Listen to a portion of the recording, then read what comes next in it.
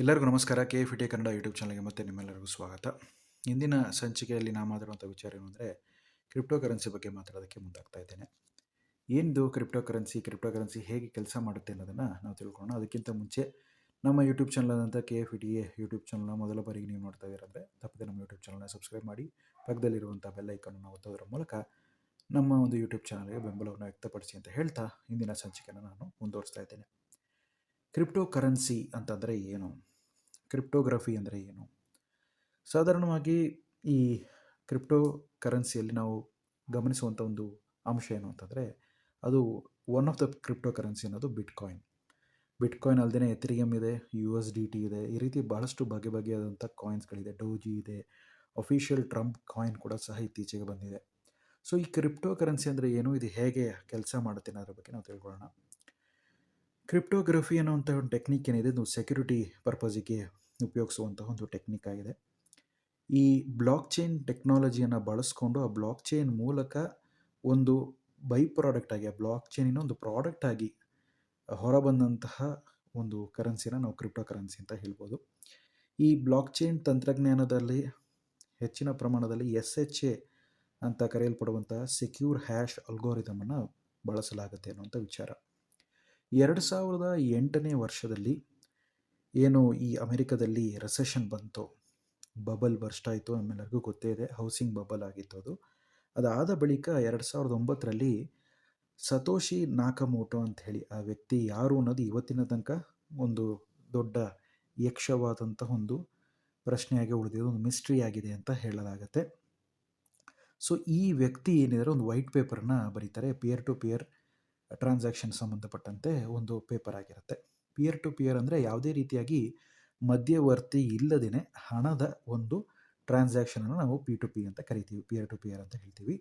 ಈ ಒಂದು ಟ್ರಾನ್ಸಾಕ್ಷನಿನ ಮೂಲಕ ಏನು ಅಂತಂದರೆ ಈ ಒಬ್ಬ ವ್ಯಕ್ತಿಯಿಂದ ಇನ್ನೊಬ್ಬ ವ್ಯಕ್ತಿಗೆ ವರ್ಗಾವಣೆ ಮಾಡುವಂತಹ ಏನು ಈ ಅಸೆಟ್ಸ್ಗಳಿರ್ತವೆ, ವರ್ಚುವಲ್ ಅಸೆಟ್ಸ್ಗಳು ಏನಂತ ನಾವು ಕರಿತೀವೋ ಅದು ಈ ಬಿಟ್ಕಾಯಿನ್ ಅಂತ ಎಕ್ಸಾಂಪಲ್ ತೊಗೊಳ್ಳೋದಾದರೆ ಯಾವುದೇ ರೀತಿಯಾದಂತಹ ಕಮಿಷನ್ ಇಲ್ಲದೇ ಮತ್ತು ಯಾವುದೇ ರೀತಿಯಾದಂತಹ ಫಿನಾನ್ಷಿಯಲ್ ಇನ್ಸ್ಟಿಟ್ಯೂಷನ್ ಇಲ್ಲದೇ ನೀವು ಅದನ್ನು ಕಳಿಸ್ಬೋದು. ಅದನ್ನು ಕಂಪ್ಲೀಟಾಗಿ ಮ್ಯಾನೇಜ್ ಮಾಡೋದು ಯಾರು ಅಂತಂದರೆ ಒಂದು ಬ್ಲಾಕ್ ಚೈನ್ ಅಂತ ಒಂದು ಟೆಕ್ನಾಲಜಿ ಇದೆ. ಆ ಟೆಕ್ನಾಲಜಿಯಲ್ಲಿ ಒಂದು ಜನರಲ್ ಲೆಡ್ಜರ್ ರೀತಿಯಾಗಿ ಆ ಟೆಕ್ನಾಲಜಿ ಕಾರ್ಯನಿರ್ವಹಿಸುತ್ತೆ. ಆ ಲೆಡ್ಜರ್ನಲ್ಲಿ ಯಾವ ವ್ಯಕ್ತಿ ಎಷ್ಟು ಕ್ರಿಪ್ಟೋ ಕರೆನ್ಸಿನ ಖರೀದಿ ಮಾಡಿದ್ದಾನೆ, ಎಷ್ಟು ಕ್ರಿಪ್ಟೋ ಕರೆನ್ಸಿನ ಮಾರಾಟ ಮಾಡಿದ್ದಾನೆ ಅನ್ನೋದನ್ನು ಅದರಲ್ಲಿ ಪಬ್ಲಿಕ್ಕಾಗಿ ಅದನ್ನು ಬರೆಯಲಾಗುತ್ತೆ. ಅದರ ವೆರಿಫಿಕೇಷನ್ ಮಾಡೋದಕ್ಕೆ ಅಂಥೇಳಿ ಮೈನರ್ಸ್ಗಳ ಒಂದು ಬಳಕೆ ಆಗುತ್ತೆ ಅನ್ನುವಂಥ ವಿಚಾರ. ಸೊ ಈ ಬಿಟ್ಕಾಯಿನ್ ಮೈನಿಂಗ್ ಅನ್ನುವಂಥ ವಿಧಾನ ಏನು ಅಂದರೆ ಈ ನೆಟ್ವರ್ಕ್ನಲ್ಲಿ ಆಗುವಂತಹ ಈ ಪರಿವರ್ತನೆ, ಹಣದ ಒಂದು ವ್ಯವಹಾರ ಇದೆ ಅದು ಅಥವಾ ಎಕ್ಸ್ಚೇಂಜ್ ಆಫ್ ಈ ಅಸೆಟ್ಸ್ ಏನಿದೆಯೋ ಅದನ್ನು ವೆರಿಫೈ ಮಾಡೋದಕ್ಕೋಸ್ಕರ ಇಂಟರ್ನೆಟ್ ಮೂಲಕನೇ ಆ ಒಂದು ವೆರಿಫಿಕೇಷನ್ ಪ್ರಾಸೆಸ್ನಲ್ಲಿ ಈ ವ್ಯಕ್ತಿಯಿಂದ A ಅನ್ನೋ ವ್ಯಕ್ತಿಯಿಂದ B ಅನ್ನೋ ವ್ಯಕ್ತಿಗೆ ವರ್ಗಾವಣೆ ಆಗಿದೆ ಅಂತ ನಿಖರವಾಗಿ ಹೇಳೋದರ ಒಂದು ಪ್ರಕ್ರಿಯೆ ಏನಿದೆ ಅದನ್ನು ಮೈನಿಂಗ್ ಅಂತ ಹೇಳಲಾಗುತ್ತೆ. ಈ ಮೈನಿಂಗ್ ಹೇಗೆ ಮಾಡಲಾಗುತ್ತೆ ಅಂದರೆ ಇದೊಂದು ಸೆಕ್ಯೂರ್ ಆದಂಥ ಒಂದು ಟ್ರಾನ್ಸ್ಫರ್ ಆಗಿರೋದ್ರಿಂದ ಅದರಲ್ಲಿ ಆ ಸೆಕ್ಯೂರ್ ಆದಂತಹ ಆ ಅಲ್ಗಾರಿದಮನ್ನು ಬಳಸ್ಕೊಂಡು ಅದರ ಮೂಲಕ ಈ ವ್ಯಕ್ತಿ A ಅನ್ನುವಂಥ ವ್ಯಕ್ತಿ B ಅನ್ನೋ ವ್ಯಕ್ತಿಗೆ ಟ್ರಾನ್ಸಾಕ್ಷನ್ ಮಾಡಿದ್ದಾನೆ ಅನ್ನುವಂಥ ಮಾಹಿತಿನ ನೀಡಲಾಗುತ್ತೆ ಅನ್ನುವಂಥ ವಿಚಾರ. ಆದರೆ A ಮತ್ತು B ಅನ್ನೋ ವ್ಯಕ್ತಿಯ ಹೆಸರು ಇರೋದಿಲ್ಲ ಇದರಲ್ಲಿ ಒಂದು ಹ್ಯಾಶ್ ಅಡ್ರೆಸ್ ಇರುತ್ತೆ. ಆ ಒಂದು ಹ್ಯಾಶ್ ಅಡ್ರೆಸ್ ಏನಿದೆಯೇ ಆ ಒಂದು ಅಡ್ರೆಸ್ಸಲ್ಲಿ ಯಾವ ರೀತಿಯಾದಂಥ ಈ ಟ್ರಾನ್ಸಾಕ್ಷನ್ ನಡೆದಿದೆಯೋ ಒಂದೊಂದು ಬೈಟ್ ಬೈ ಬೈಟ್ ಆಗಿ ಆ ಒಂದು ಟ್ರಾನ್ಸಾಕ್ಷನನ್ನು ರಿಜಿಸ್ಟ್ರಿನ ಬಂದ್ಬಿಟ್ಟು ವೆರಿಫೈ ಮಾಡಲಾಗುತ್ತೆ ಅನ್ನುವಂಥ ವಿಚಾರ. ಅದರ ಮೂಲಕ ಆ ಟ್ರಾನ್ಸಾಕ್ಷನ್ ಯಾವಾಗ ಕಂಪ್ಲೀಟ್ ಆದಾಗ ಬ್ಲಾಕ್ ಚೈನ್ನಲ್ಲಿ ಅದನ್ನು ನಮೂದಿಸಲಾಗುತ್ತೆ.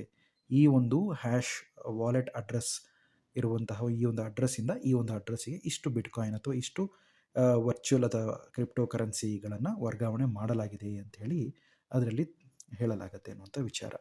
ಸೊ ಈ ಒಂದು ನೆಟ್ವರ್ಕ್ ಆಫ್ ಕಂಪ್ಯೂಟರ್ಸನ್ನು ಬಳಸ್ಕೊಂಡು ಮಾಡುವಂಥ ಈ ವೆರಿಫಿಕೇಷನ್ ಪ್ರಕ್ರಿಯೆಗೆ ಒಂದು ರಿವಾರ್ಡ್ ಆಗಿ ಬಿಟ್ಕಾಯಿನನ್ನು ನೀಡಲಾಗುತ್ತೆ ಅನ್ನುವಂಥ ವಿಚಾರ. ಎಷ್ಟು ಬಿಟ್ಕಾಯಿನನ್ನು ನೀಡಲಾಗುತ್ತೆ ಅನ್ನೋದನ್ನು ನಾವು ಗಮನಿಸಿದ್ರೆ ಪ್ರಾರಂಭಿಕ ಹಂತದಲ್ಲಿ ಅದು 50 ಬಿಟ್ಕಾಯಿನ್ ಆಗಿತ್ತು. ಪ್ರತಿ 4 ವರ್ಷಕ್ಕೆ ಒಮ್ಮೆ ಬಿಟ್ಕಾಯಿನ್ ಹಾಫಿಂಗ್ ಅನ್ನುವಂಥ ಒಂದು ಪ್ರಕ್ರಿಯೆ ನಡೆಯುತ್ತೆ.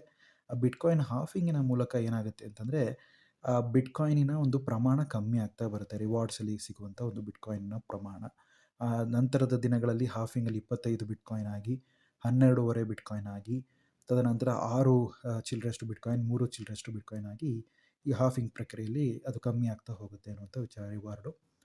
ಅದೇ ರೀತಿಯಲ್ಲಿ ಬಿಟ್ಕಾಯಿನ್ ಸಪ್ಲೈ ಏನಿದೆ ಅದು ಫಿಕ್ಸ್ಡ್ ಸಪ್ಲೈ ಆಗಿದೆ. 21 ಮಿಲಿಯನ್ ಅಷ್ಟು ಬಿಟ್ಕಾಯಿನ್ ಮಾತ್ರ ಲಭ್ಯವಿರುತ್ತೆ ಅನ್ನುವಂಥ ವಿಚಾರ. ಆ ಒಂದು ಮೈನಿಂಗ್ ಪ್ರೊಸೆಸ್, ಅದರ ರಿಸೋರ್ಸಸ್ ಅಥವಾ ಆ ಒಂದು ಕಾಯಿನ್ ಏನಿದೆ ಅದು ಲಿಮಿಟೆಡ್ ಆಗಿರೋದ್ರಿಂದ ಅದರ ಡಿಮ್ಯಾಂಡ್ ಸಹ ಜಾಸ್ತಿ ಆಗುತ್ತೆ ಕಾಲಕ್ರಮೇಣ ಅನ್ನುವಂಥ ವಿಚಾರ.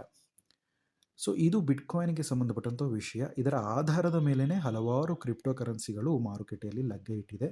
ಅದರಲ್ಲಿ ಎಥೀರಿಯಂ ಆಗಿರ್ಬೋದು ಅಥವಾ ಬೇರೆ ಬೇರೆ ಕ್ರಿಪ್ಟೋ ಕರೆನ್ಸೀಸ್ಗಳಾಗಿದೆ.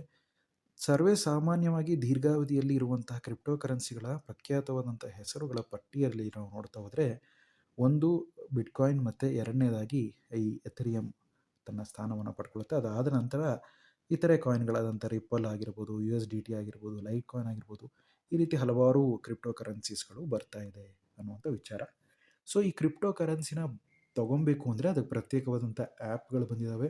ಆ ಆ್ಯಪಿನ ಮೂಲಕ ನೀವು ಕ್ರಿಪ್ಟೋ ಕರೆನ್ಸಿನ ಖರೀದಿ ಮತ್ತು ಮಾರಾಟವನ್ನು ಮಾಡ್ಬೋದು ಅನ್ನೋಂಥ ವಿಚಾರ. ನೆನಪಿಡಿ, ಕ್ರಿಪ್ಟೋ ಕರೆನ್ಸಿಯ ಮಾರಾಟದಲ್ಲಿ ಹೆಚ್ಚಿನ ಪ್ರಮಾಣದಲ್ಲಿ ತೆರಿಗೆಯನ್ನು ವಿಧಿಸಲಾಗಿದೆ ಅನ್ನುವಂಥ ವಿಚಾರ.